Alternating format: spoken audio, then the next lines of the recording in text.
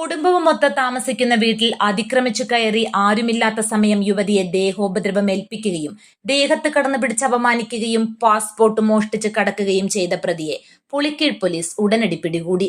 നിരണം കൊടുവെട്ടിൽ വീട്ടിൽ 30-കാരൻ സച്ചിൻ കെ സൈമനാണ് അറസ്റ്റിലായത്. ഏപ്രിൽ 17 രാത്രിയും പിറ്റേന്ന് രാവിലെയുമായിരുന്നു അതിക്രമം.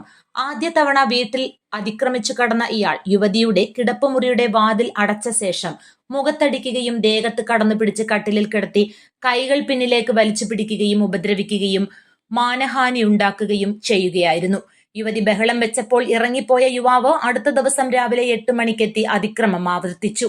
കൂടാതെ കൊല്ലുമെന്ന് ഭീഷണിപ്പെടുത്തുകയും ചെയ്ത ഇയാൾ യുവതിയുടെ അറിവോ സമ്മതമോ ഇല്ലാതെ പാസ്പോർട്ട് എടുത്ത് കടന്നു കളയുകയായിരുന്നു. സ്റ്റേഷനിലെത്തി വിവരം പറഞ്ഞ യുവതിയുടെ മൊഴി CPO ശില്പ രേഖപ്പെടുത്തി. തുടർന്ന് SI കെ സുരേന്ദ്രൻ പ്രതിക്കെതിരെ കേസ് രജിസ്റ്റർ ചെയ്ത് അന്വേഷണം ആരംഭിച്ചു.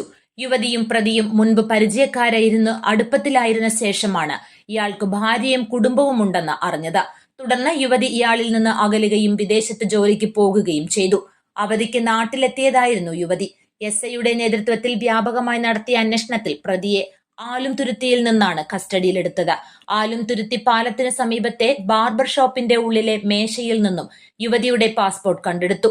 പ്രതിക്ക് ചെങ്ങന്നൂർ എക്സൈസിൽ ഒരു കേസും പുളിക്കീഴ് പോലീസ് സ്റ്റേഷനിൽ രജിസ്റ്റർ ചെയ്ത 2 കേസുകളും നിലവിലുണ്ട്. എക്സൈസ് കേസ് മാവേലിക്കര കോടതിയിൽ വിചാരണയിലാണ്.